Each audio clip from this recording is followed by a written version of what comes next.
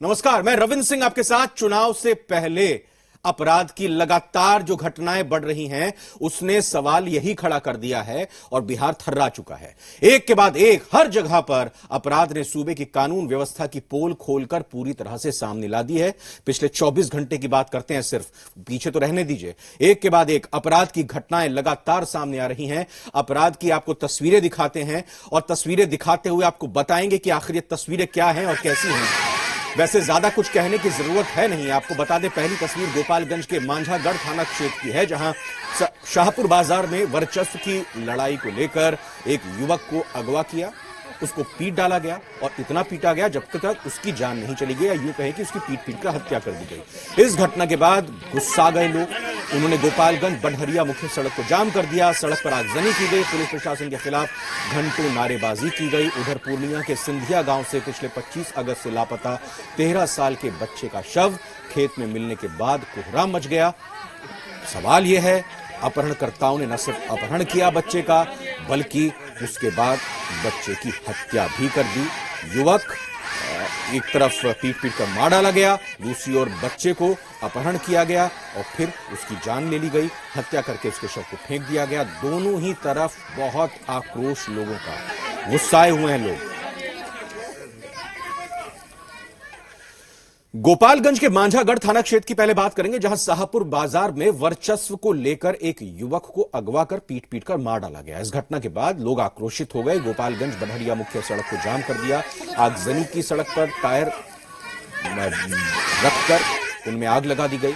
Police प्रशासन के खिलाफ भारी गुस्सा देखने को मिला, नारेबाजी उन्होंने की। बताया जाता है कि शाहपुर गांव के मुन्ना यादव और इसी थाना क्षेत्र के लहलादपुर गांव के बीडीसी सदस्य राजेंद्र यादव के बीच बीते दशहरे के वक्त लड़की के साथ छेड़खानी के मामले को लेकर कुछ विवाद हुआ था और यह विवाद चला रहा था। पहले भी दोनों के बीच, या कहें कि दोनों पक्षों के लोगों के बीच जमकर मारपीट हुई, जिसके बाद मांझागढ़ थाने में प्राथमिकी दर्ज कराई जा चुकी थी। हालांकि इस मामले में कई बार दोनों लोगों के बीच पंचायती भी चल रही थी, यानी मामले को सुलझाने की कोशिश भी हो रही थी, लेकिन कुछ रास्ता नहीं निकला। पीड़ित परिजनों का आरोप है कि शनिवार को मुन्ना यादव बड़हरिया से वापस घर आ रहे थे, तभी बड़हरिया थाना क्षेत्र के खानपुर गांव के नजदीक से मुन्ना यादव को अगवा कर लिया गया। फिर उनकी पीट कर हत्या कर दी गई और शव को लहलादपुर गांव के नजदीक नहर में फेंक दिया गया। इस घटना के बाद आक्रोशित लोगों ने गोपालगंज बड़हरिया मुख्य सड़क को जाम कर दिया और सड़क पर आगजनी कर पुलिस प्रशासन के खिलाफ खूब नारेबाजी की। आक्रोशित लोगों ने पुलिस पर लापरवाही बरतने का आरोप लगाया। बाद में भीड़ को शांत करने के लिए पुलिस को लाठीचार्ज तक करना पड़ा।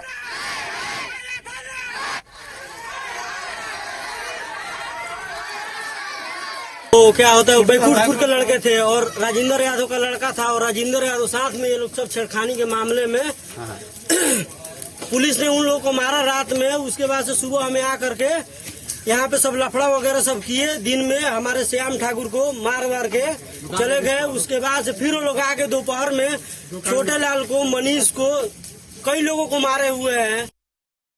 पूर्णिया की बात करते हैं, जहां 10 से ज्यादा दिनों से गायब बच्चे का शव बरामद हुआ। मामला कस्बा के सिंधिया गांव का है, जहां 25 अगस्त से ही गायब एक 13 साल के बच्चे का शव खेत से मिला है। घटना की जानकारी तब हुई जब कुछ बच्चे पास के ही खेत में घास काट रहे थे। तभी दुर्गंध आने पर जब उन्होंने देखा तो पास में ही एक कंकाल में तब्दील हो रही लाश पड़ी हुई है। शव क्षत विक्षत हालत में था, जिसमें शरीर के कई अंग गायब थे। घटना की जानकारी मिलने पर डॉग स्क्वाड के साथ ही पुलिस पहुंची और शव को अंतर परीक्षण हेतु पूर्णिया भेजा गया। मतलब उसका पूरा परीक्षण करने के लिए, पहचान के लिए पूर्णिया भेजा गया। वहीं मृतक के पिता ने पड़ोसी पर ही जमीन विवाद में हत्या किए जाने की आशंका जताई है।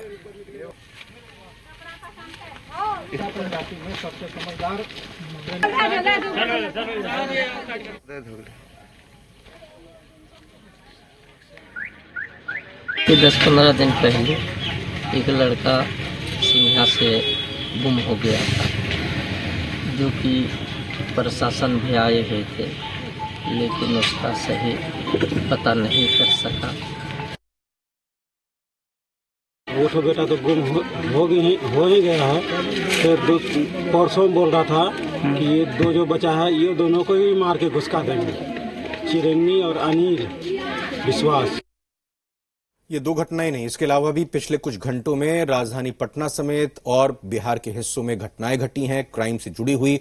लेकिन पहले आपको बता दें कि पटना से लेकर मुजफ्फरपुर और पूर्णिया तक जैसे एक के बाद एक वारदातें हो रही हैं, सवाल खड़े हो रहे हैं कानून व्यवस्था की हालात पर। हम आपको अब कुछ और तस्वीरें दिखाएंगे।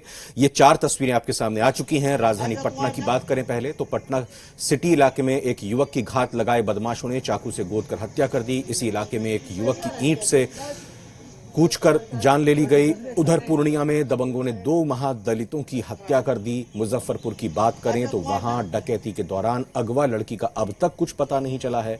पुलिस के हाथ खाली दिखाई दे रहे हैं। 24 घंटे के अंदर लड़की को वापस ले आने के पुलिस के दावे खोखले साबित दिखाई दे रहे हैं।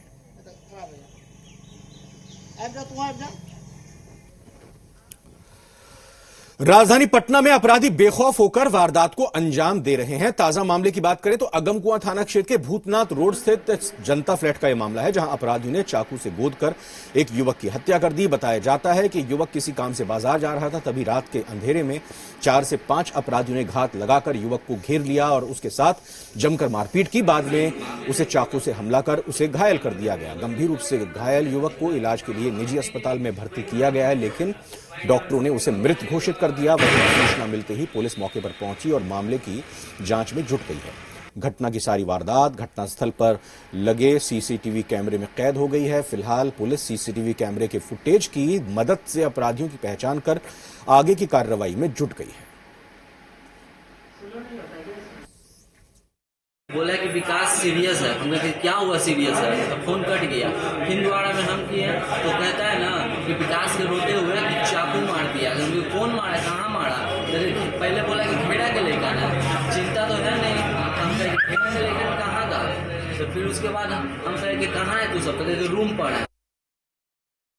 क्या मालूम हुआ है? देखिए घटना जो है अभी हम लोग कुछ कह नहीं सकते हैं क्योंकि हम लोग देख रहे हैं जाँच कर मैंने जांच करने की बात कर रहे सर। मृतक का किस रूप में पहचान हुई है सर?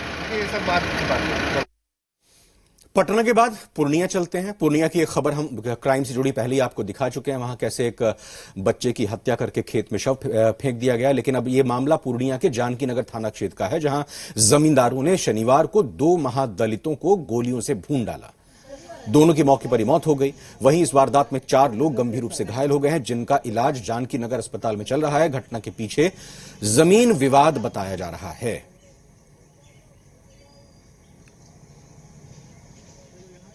आया 20-15 आदमी से और 2-4 आदमी माल जाल वहाँ पर था, उसमें रहता था और वहाँ पर सो रहे थे। आया सब आदमी उठा करके गोली मारा, उसको कुल्हाड़ी से मारा है, 4-5 गो को लाठी से मारा है, जो हॉस्पिटल में है। 2-4 गो को छुरे मार दिया है।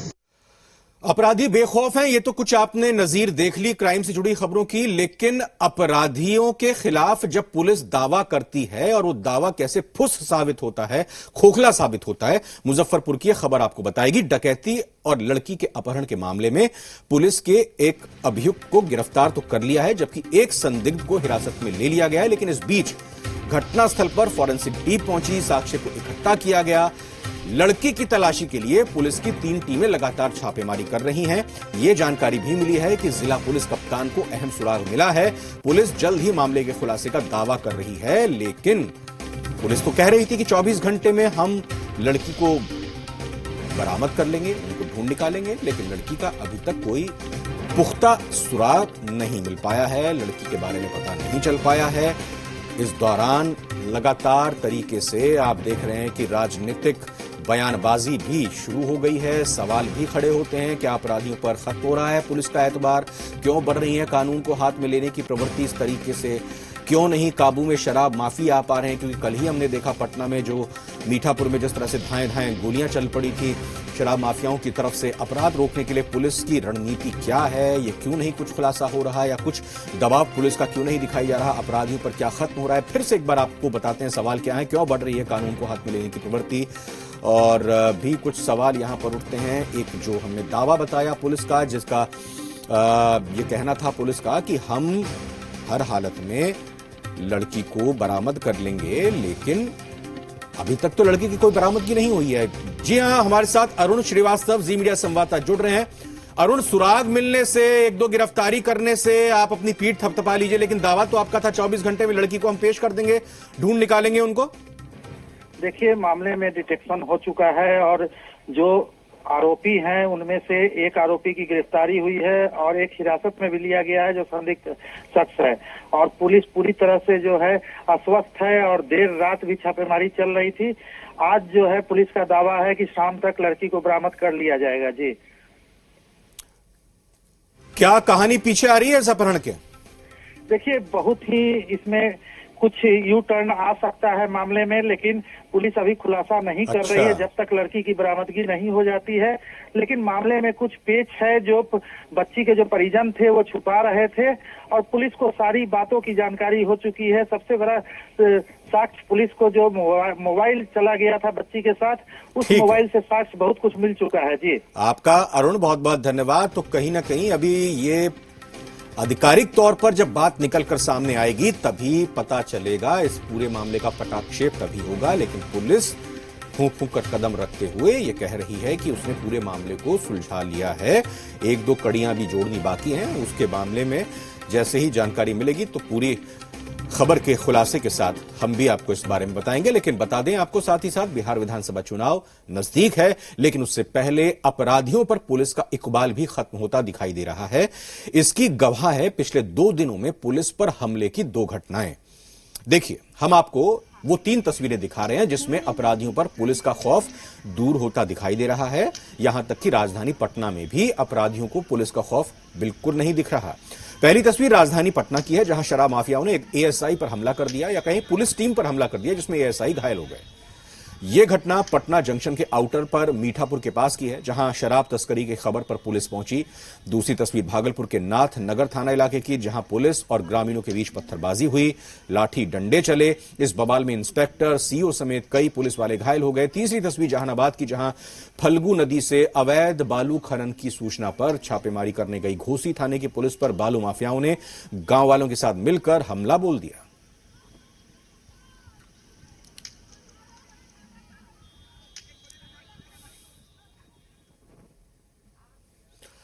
और आइए अब हम आपको बताते हैं कि बिहार में शराब माफिया ने राजधानी पटना में कैसे पुलिस टीम पर हमला कर दिया।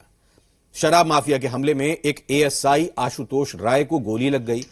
इसके साथ ही एक तस्कर को भी पुलिस की गोली लगी। दोनों को अस्पताल में भर्ती किया गया। दोनों की हालत स्थिर है। आपको बता दें कि इस मामले का एक वीडियो जो आपके सामने आ चुका है, जिसमें आप देख सकते हैं कि कैसे बेरहमी से एएसआई की पिटाई की गई है।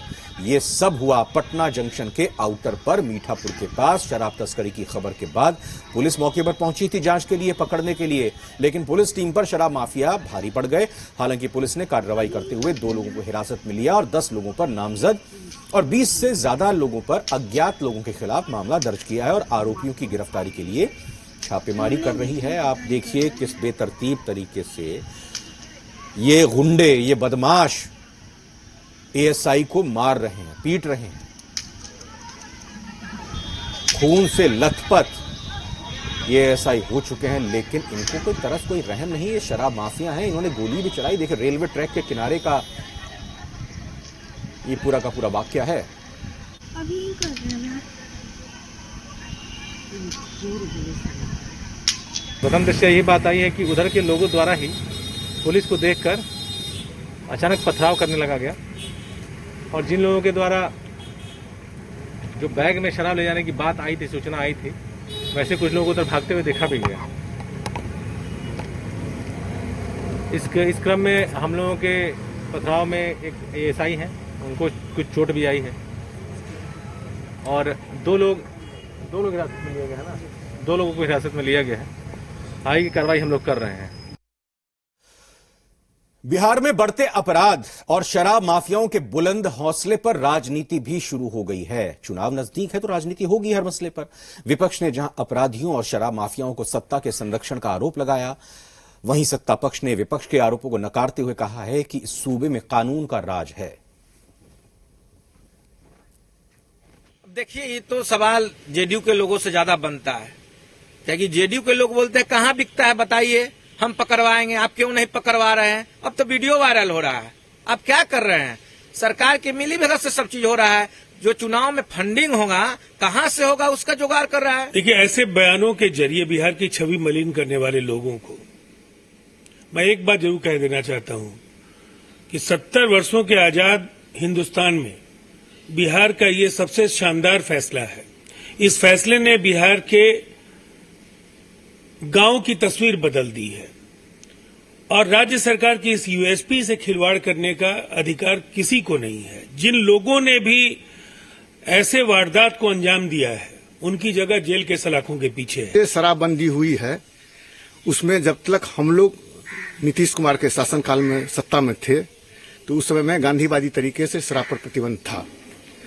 जब से भारतीय जनता पार्टी उनके साथ हुई है, इस शराब माफियाओं के साथ उनका पहले से साठगांठ है। जेडीयू के जिला अध्यक्षों का भी साठगांठ है। कानून अपना काम करता है और यहाँ पर अपराधियों को राजनीतिक संरक्षण नहीं दिया जाता है। सीएम हाउस से अपराधियों को संरक्षण नहीं मिलता है और इसलिए यदि अपराधियों ने अगर गलती की है, अगर इन्होंने अपराध किया है, इन्होंने अगर पुलिस के साथ बदमाशी की है तो निश्चित रूप से इन्हें सजा मिलेगी। सुशांत